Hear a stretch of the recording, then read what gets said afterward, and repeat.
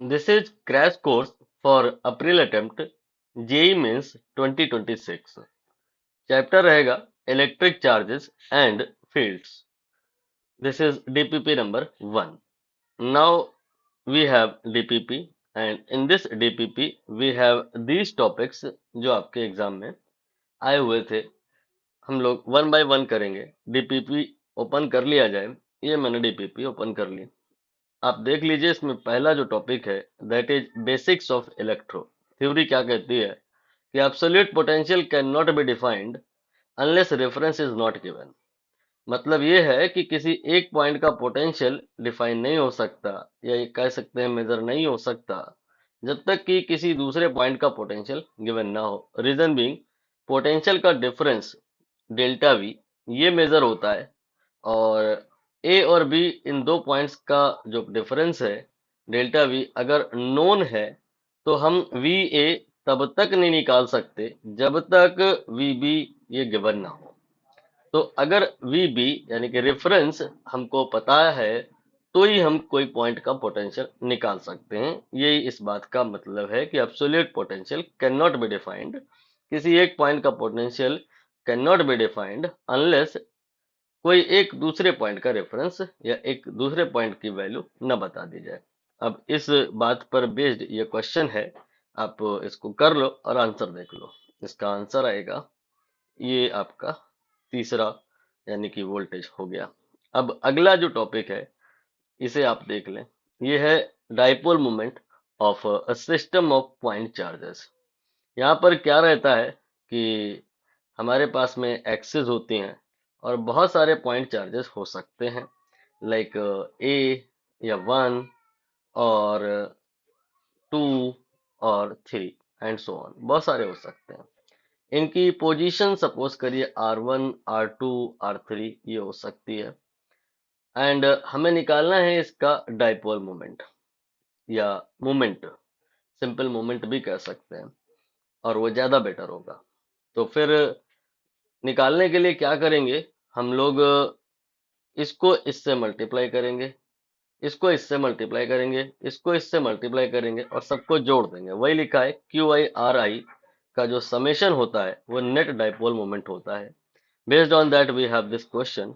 आप एक बार इसको खुद से कर लो और आंसर देख लो. ये आंसर इसका होगा थर्ड ऑप्शन. एक बात यहाँ पर मैं और क्लियर कर दूं कि बहुत सारे डाउट यहाँ पर बच्चों को रहते हैं कि ये तो डाइपोल है ही नहीं. बिल्कुल सही बात है. तो फिर डाइपोल मोमेंट का क्या मीनिंग है? ये सारे डाउट अभी मैं यहाँ नहीं ले रहा हूँ. जब इस पर्टिकुलर क्वेश्चन को डिस्कस करूंगा इस डीपीपी के बाद हर एक क्वेश्चन का डिटेल में जब डिस्कशन होगा दैट टाइम इस बात को एंटरटेन कर लिया जाएगा. अभी के लिए रिक्वायर्ड नहीं है. नाउ इसके बाद में आप अगले टॉपिक पर मूव करें that is relation between E and V. Electric field and potential difference या इलेक्ट्रिक फील्ड एंड पोटेंशियल के बीच का रिलेशन. इसमें थ्योरी देख लें. ये थ्योरी जो लिखी हुई है इसका मतलब मैं समझा दूं कि ऐसा है. एक तो यहाँ पे माइनस का इशू है, माइनस लगा लो कि इलेक्ट्रिक फील्ड आपको गिवन रहेगी. For example electric field in vector form given like E X I cap plus E Y J cap. और हमको कहा जाएगा कि एक पॉइंट है उसका वोल्टेज निकालिए. Suppose voltage of the point A. But अभी ऊपर आपने कहा कि एक पॉइंट का वोल्टेज तो हम तभी निकाल सकते हैं जब कोई दूसरे पॉइंट का वोल्टेज पता हो. तो सपोज करिए ओरिजिन का वोल्टेज गिवन है 0. तो हम ए का पोटेंशियल निकालने के लिए क्या करेंगे? इस फॉर्मूले को लगाएंगे. क्या कहता है ये फॉर्मूला? आप एक पॉइंट से दूसरे पॉइंट तक ए से बी तक मूव करें और ये मूवमेंट बहुत छोटा हो. मतलब ऐसे मानो कि एक्स डायरेक्शन में आप मूव कर रहे हैं, वाई में भी मूव करें लेकिन एक्स में dx अमाउंट मूव करें और y में आप dy अमाउंट मूव करें. तो जो आपका dr वेक्टर हो गया ये हो जाएगा dx i cap then plus dy j cap. अब आप इन दोनों का डॉट प्रोडक्ट करा दीजिए तो ये आएगा ex dx plus ey dy और रिलेशन होता है dv equal to minus E dot D R. तो यहाँ से dv इक्वल टू आ जाएगा minus then ex dx then plus ey dy, और अब आप इसे इंटीग्रेट कर देंगे with in proper limit, so we get this kind of expression and based on that we have this question over here. इसे आप एक बार खुद से कर लीजिए और आंसर मिला लीजिए। अगर नहीं कर पा रहे हैं इस क्वेश्चन को तो परेशान ना होइए, इस डीपीपी के बाद एक एक क्वेश्चन का डिटेल डिस्कशन होगा। दैट टाइम मैं कैलकुलेशन भी आपको बता दूंगा, वो आप देख लीजिएगा। चलिए आगे बढ़ जाते हैं। अगला जो टॉपिक है that is E and V due to PC. PC मतलब पॉइंट चार्ज। पॉइंट चार्ज की वजह से इलेक्ट्रिक फील्ड एंड पोटेंशियल के बारे में हमें बात करनी है।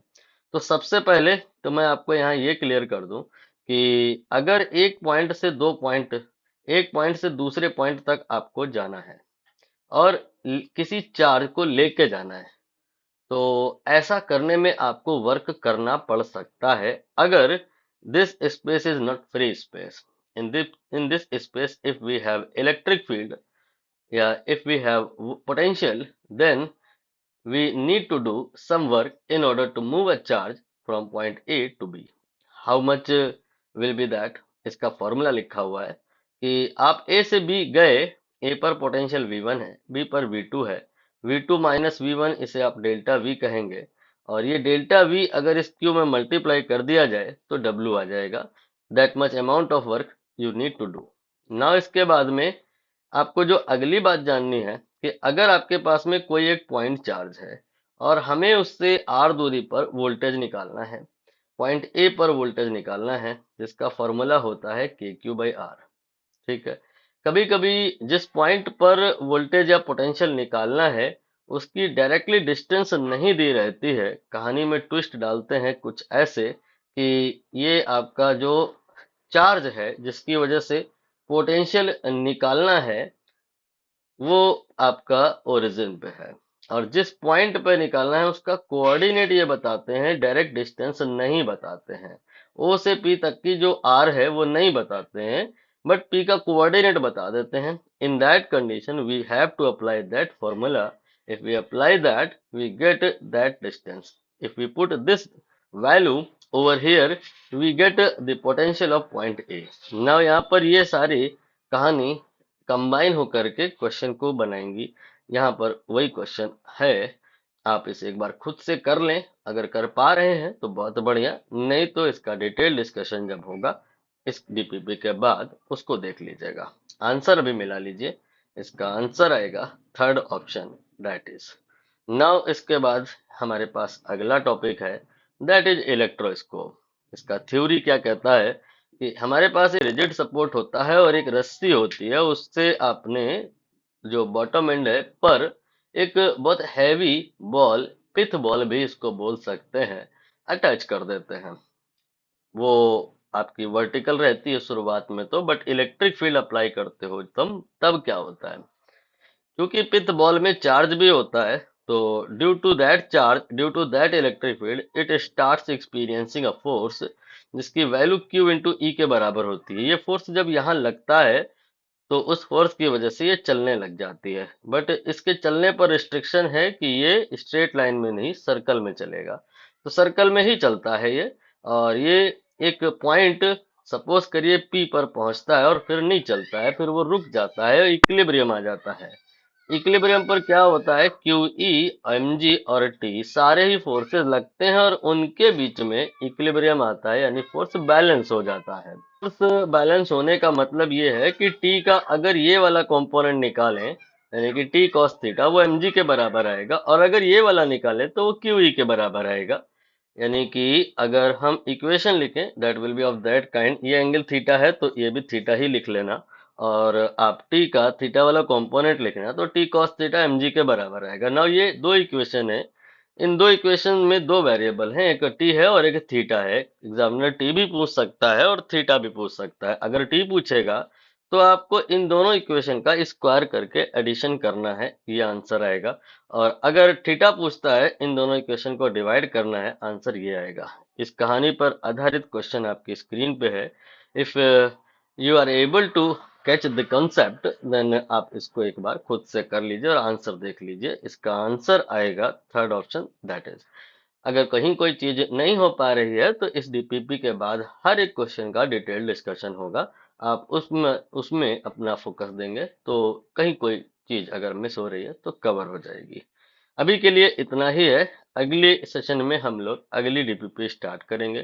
कहीं कोई अगर आपको डाउट रह गया है तो संकोच ना करें, कमेंट सेक्शन आपका ही है, कमेंट करें। एंड एक और बात कि अगर आप पब्लिकली नहीं कोई बात डिस्कस कर पा रहे हैं तो डिस्क्रिप्शन में आपको हमारा नंबर मिलेगा, वहां से आप निकाल लें नंबर हमारा और टेलीग्राम करें और चाहे व्हाट्सएप करें, कॉल तो लगेगी नहीं। बाकी एक और बात कि पिन कमेंट को भी जरूर देखें। रीजन बीइंग, पिन कमेंट में आपको लिंक दिए रहते हैं। वो लिंक जो ये डीपीपी डिस्कस हो रही हैं जिस कोर्स के अंतर्गत हैं, वो कोर्सेज के लिंक रहते हैं। कोई भी कोर्स आपको ज्वाइन करना है, सब कुछ फ्री ही है, तो आप उस लिंक को क्लिक करेंगे तो कोर्स के पहले वीडियो पर आप पहुंच जाएंगे। फिर आप एक सीरीज पाएंगे तो सीरीज में देखते चले जाएंगे। वहां पे आपको वो वीडियोस भी मिल जाएंगे जो मैंने अब तक पब्लिक नहीं किए हैं। इंडेक्स में आ जाए, एक बार इंडेक्स में आ जाएं। ये इंडेक्स में आ गए, ये आई थिंक इंडेक्स ओपन हो गया।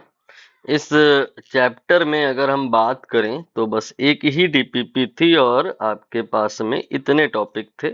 लास्ट टॉपिक इलेक्ट्रोस्कोप था जिसको मैंने फिनिश कर दिया है।